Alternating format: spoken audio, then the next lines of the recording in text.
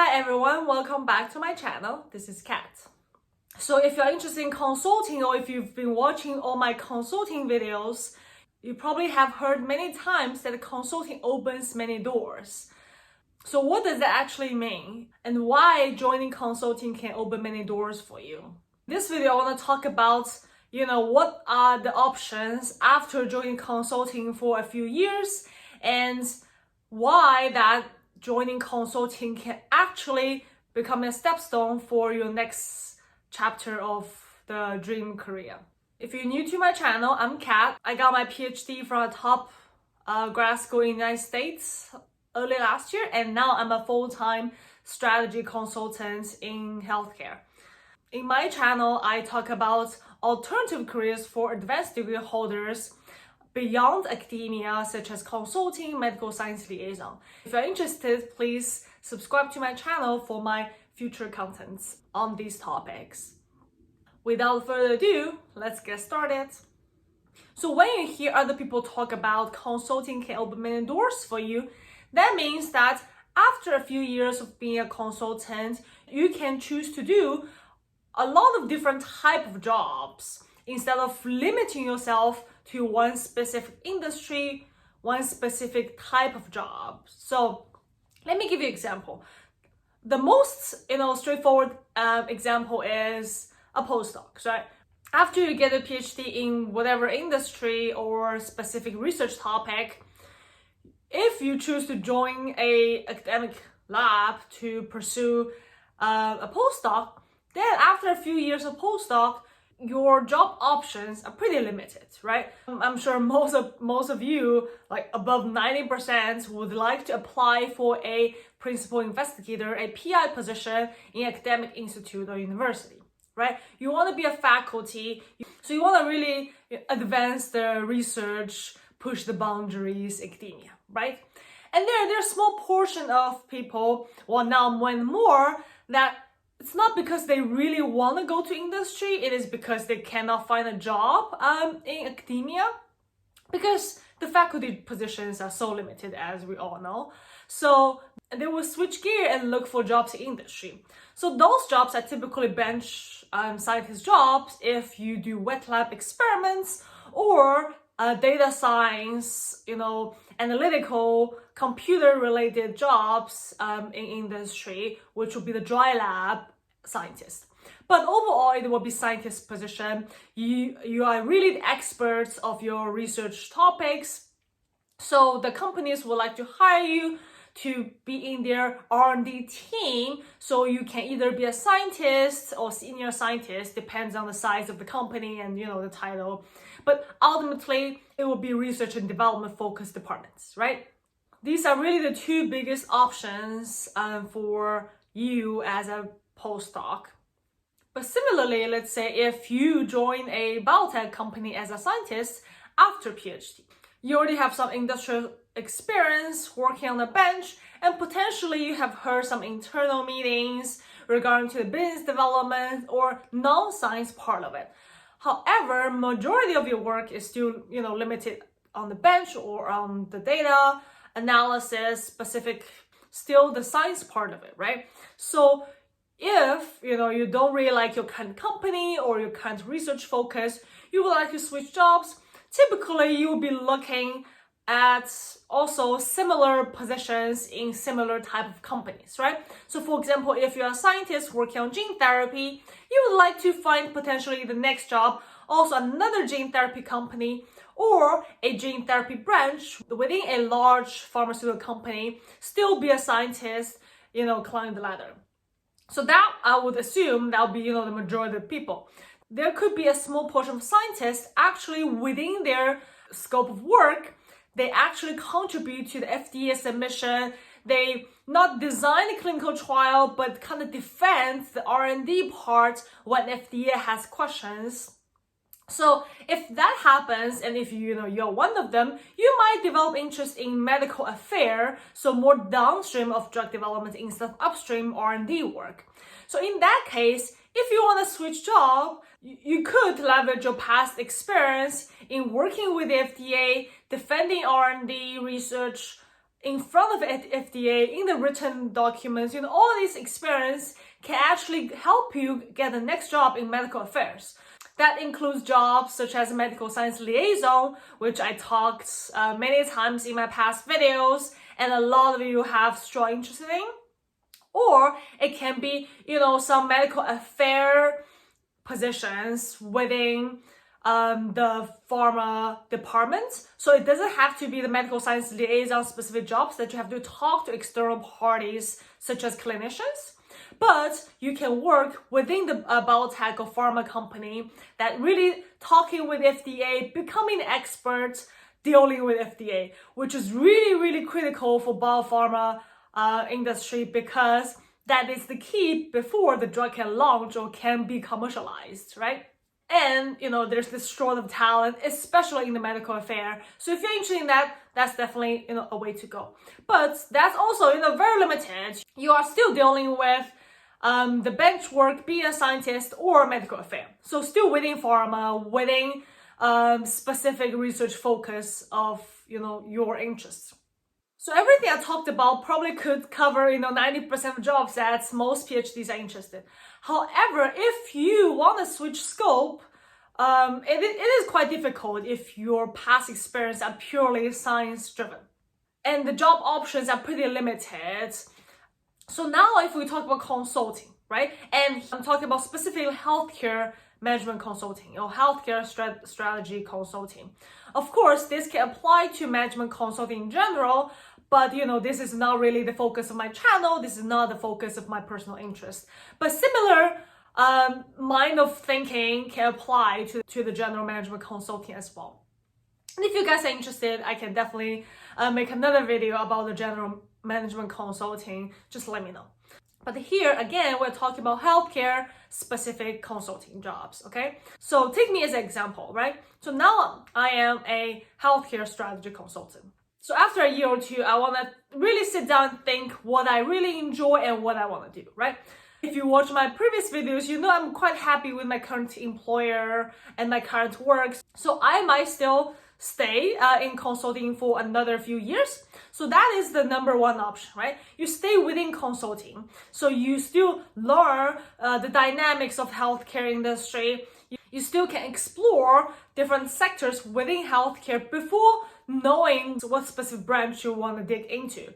So you can work on, as I mentioned before many times, diagnostic, life science tools, biopharma, medtech, digital health. There are so many different sectors within healthcare that, a year or two really cannot cover all of them. So if you're still wondering, of course, you can stay in consulting just like me for another few years, and knowing that there are still many doors for you if you want to leave. So that is option one. You stay within consulting, right? And then you can basically decide if you want to climb the ladder within your company or you want to switch firms within healthcare consulting industry.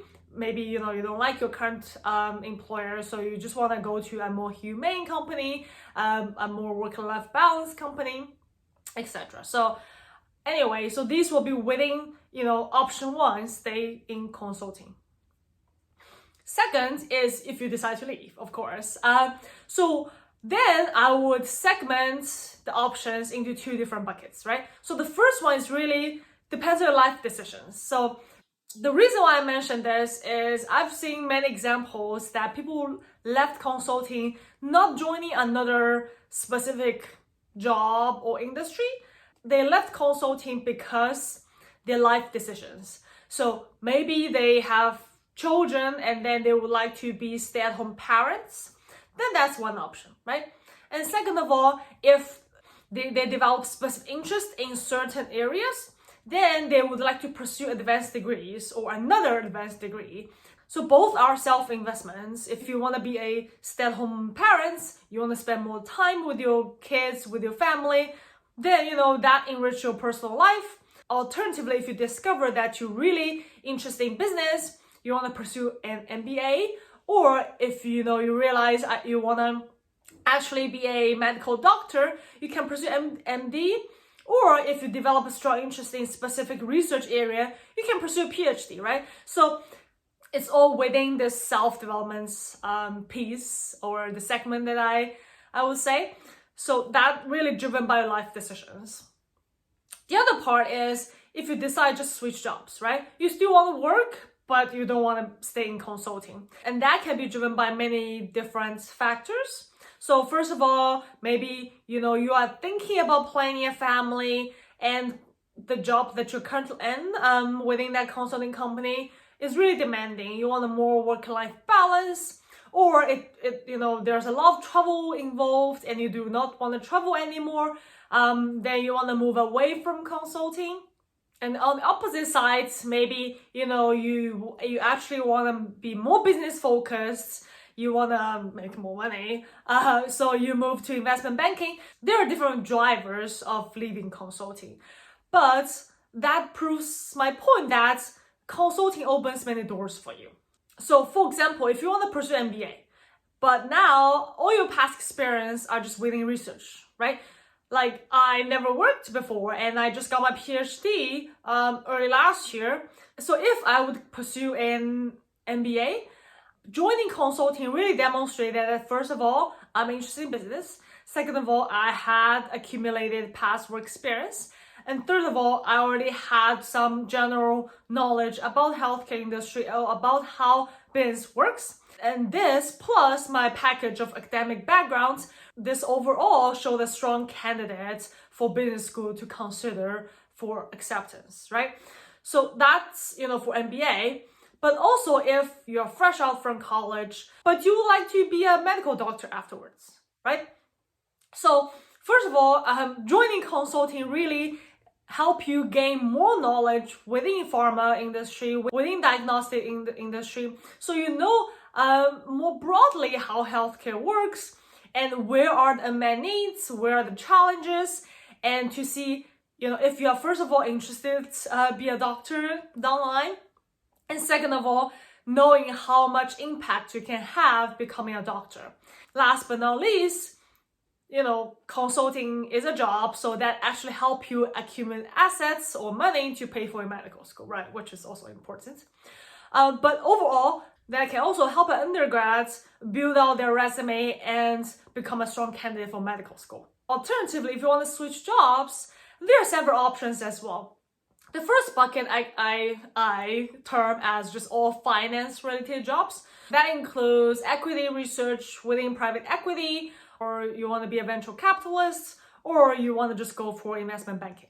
So the consulting experience really help you also, again, accumulate industry knowledge and demonstrate that you can work in a business setting. And these are really the added points for HR within those firms when they look for ideal candidates. If you think that consulting can only open doors for business-related jobs, then you're mistaken. More than that, as I mentioned, actually, within the biotech industry, the medical affairs branch that are really critical for the success of a drug, being a consultant also helps for you to get that job.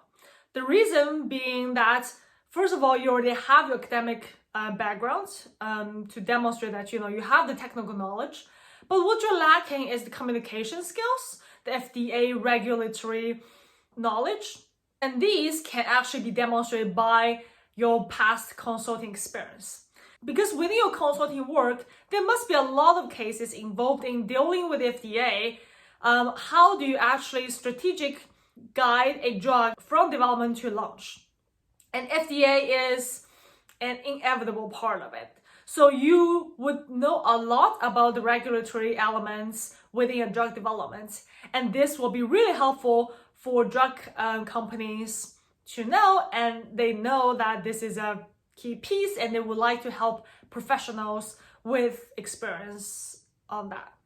And within medical affairs, as I mentioned, you can be a medical science liaison after consulting. You can be a medical affairs specialist within biotech or pharma company after consulting as well. So they're all different types of jobs that you can apply after a consulting experience. So other than the medical affairs piece within the biotech, a very large portion of consultants actually leave consulting and join the business development of a healthcare company. that again is the intersection of the business and the healthcare product, right? So let's say if you are a business development manager within a large pharma company, then you have to think of ways or strategies to promote this product and raise awareness of this product. And if you want to do that, you have to, first of all, have the deep knowledge of this product, how it works. And second of all, know how to analyze the market, right? Who are the key customers? How do we reach these key customers? And all of those are really within the scope of consulting again. So that's why a lot of consultants actually leave consulting and join the business development. And that's definitely a very interesting area for ex-consultants, because that is really the bread and butter of being a consultant. Analyze the market, analyze the competitors, and finally reach out a recommendation for how to successfully launch and market this product. And lastly, I want to say that I know a lot of people would like to start their own company. So that's the last type of group of jobs that I want to mention, is within the innovation space. I know many of you would like to be a founder of a biotech, and me included. If there's a great business opportunity or a great idea, I would like to support. So that's all, that's all included in my innovation definition. So you can be a founder of a startup, or you can be, the number 3, 4 key person joining the startup. So you really want to create innovation within biotech. It could be a new drug product. It can be a new diagnostic test. It can be, anything within healthcare, of course. And then why, being a consultant help? You've done so many cases before. What are the key elements to bring a drug from development to commercialization successfully? What are really the key elements that a biotech should think of at the very beginning of the drug development? And what are the key people you should talk to when, let's say, the drug goes from development to clinical phase? And what are the optimal clinical trial design? And when the drug ready to launch, how to deal with FDA? What are the competitors out there? What are the pricing strategy? That's all within the scope of your projects in the past, right? So all this rich experience in the past can really help you to, be a successful founder or contributor within a biotech. Of course, if you think that is very demanding, because it is, being the founder of a startup, right? You might want to do something different, but still within innovation space. So that could be, the tech transfer office within university, which I also know one of my friends actually moved from consulting over there, and she really enjoyed it.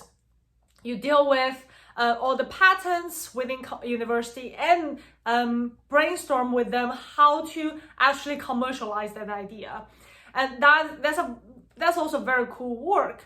So if you're interested in that, definitely, as I mentioned all the reasons before, you will be a key player within the tech transfer office. Great. So just in conclusion, right, compared to the limited options that other jobs that might offer, consulting really open many doors. As how I segment it, first of all, if you want to continue studying, either business oriented or medical science oriented, consulting really help you in that way. Second of all, if you want to stay in the workforce, there are different sectors that you can go in. First of all the business related jobs, including investment banking, equity research, venture capitalists. And second of all, the medical affair within the bio industry. And that includes MSL, medical affairs, especially within the biotech or pharma industry. And third of all is the business development segments within the healthcare companies. And lastly, the innovation space, either the founder of a startup or the tech transfer within university. And that definitely is not an exhaustive list. That probably covers more than 98% of the jobs or options that people take after consulting. But I think that demonstrated how consulting actually opens many doors for you and the benefits of being a consultant. If you like this video, please thumb up and subscribe to my channel so I can provide more relevant content. If you have any questions, please let me know. Either comment below or shoot me an email. I will definitely respond as soon as possible. And thank you again for watching this video. I will see you next time.